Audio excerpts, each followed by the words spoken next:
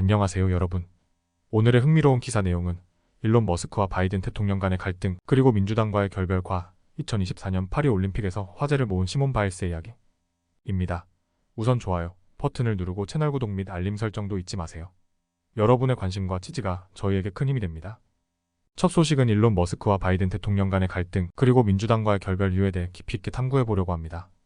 이 내용은 월스트리트 저널의 기사를 바탕으로 정리했으며 철저히 논리적이고 체계적으로 전달드리겠습니다. 2021년 초 바이든 행정부가 들어서며 전기 자동차 활성화를 위한 계획을 세우기 시작했습니다. 이때 테슬라는 미국에서 생산되는 전기차의 약 3분의 1을 차지하고 있었습니다. 하지만 테슬라는 노조가 없는 유일한 주요 자동차 제조업체로 일부 노동 관행에 대해 연방규제기관의 조사를 받고 있었습니다. 테슬라 임원들은 머스크와 바이든 대통령 간의 만남을 주선하려 했으나 백악관은 이를 무시했습니다.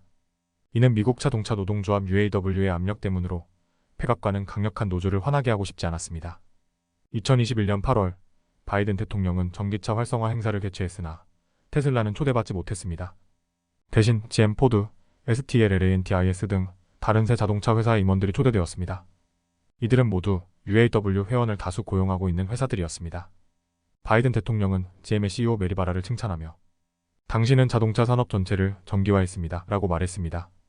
이는 테슬라가 같은 시기에 11만 5천 대 이상의 전기차를 생산한 것과 대조되는 발언이었습니다. 머스크와 테슬라의 리더들은 이에 크게 분노했습니다. 머스크는 민주당에서 점점 소외감을 느끼게 되었고 결국 트럼프를 지지하게 되었습니다. 머스크는 최근 미국 정치활동위원회인 어메로커피에이시의 기부 계획을 발표하기도 했습니다. 그는 바이든 행정부의 정책에 대해 강하게 비판했으며 특히 이민과 경제 정책에 대해 불만을 표했습니다. 머스크는 바이든 대통령 취임 후 여러 연방기관으로부터 규제와 조사를 받았습니다. 이는 머스크가 정치적 동기로 인해 이러한 조치를 받았다고 느끼게 만들었습니다. 하지만 머스크의 개인 재산은 바이든의 임기 동안 급증했습니다. 머스크는 최근 슈퍼 PAC를 통해 정치적 입장을 더욱 공고히 했으며 공화당과 긴밀한 관계를 유지하고 있습니다. 그는 민주당의 정책을 비판하며 트럼프와 가까운 관계를 유지하고 있습니다. 머스크와 바이든 대통령 간의 갈등은 단순히 개인적 차원을 넘어서 미국의 전기차 산업과 정치적 지형에 큰 영향을 미치고 있습니다. 머스크의 정치적 변화와 그의 기업들이 겪는 규제는 앞으로도 주목할 만한 이슈입니다. 두 번째 소식은 2024년 파리 올림픽에서 화제를 모은 시몬 바일스의 이야기와 그녀의 부상, 그리고 앞으로의 전망에 대해 이야기해보겠습니다. 이 소식은 월스트리트 저널의 기사를 바탕으로 작성되었습니다. 철저히 논리적이고 체계적으로 내용을 정리하여 전달드리겠습니다.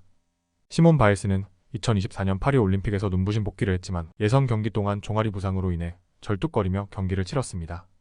코치 세실 칸크토란디에 따르면 바일스는 몇 주 전에 처음으로 종아리 통증을 느꼈다고 합니다. 하지만 그녀는 여전히 세계 최고의 체조 선수라는 사실을 증명했습니다. 바일스는 평균대에서 강력한 연기를 선보이며 베르시 아레나에 모인 관중들을 놀라게 했습니다. 그러나 바닥 루틴 중 부상이 악화되었고 워밍업 중 활주로를 기어 내려가야 했습니다. 이런 모습은 많은 팬들에게 우려를 불러일으켰습니다. 칸케토란디 코치는 바일스가 팀 결승전에서 경쟁할 수 있을 것이라 말했지만 부상이 더 악화될지에 대한 걱정은 여전합니다. 미국 국가대표팀 코디네이터 첼시 메멜 바일스와 의료진이 그녀에게 가장 좋은 결정을 내릴 것이라 믿고 있습니다. 파리 올림픽 경기장에는 톰 크루즈, 아리아나 그란데, 레이디 가가 등 많은 유명 인사들이 참석했습니다. 이들의 기대 속에서도 바일스는 부상을 극복하며 경기를 이어갔습니다. 하지만 미국 팀은 두 번째 올림픽 연속으로 단체 결승전을 앞두고 어려운 상황에 직면했습니다. 3년 전 도쿄 올림픽에서 바일스는 트위스트 현상을 겪으며 경기를 중단한 적이 있습니다. 하지만 이번 파리 올림픽에서 그녀는 그런 문제를 극복하고 뛰어난 경기력을 보여주었습니다.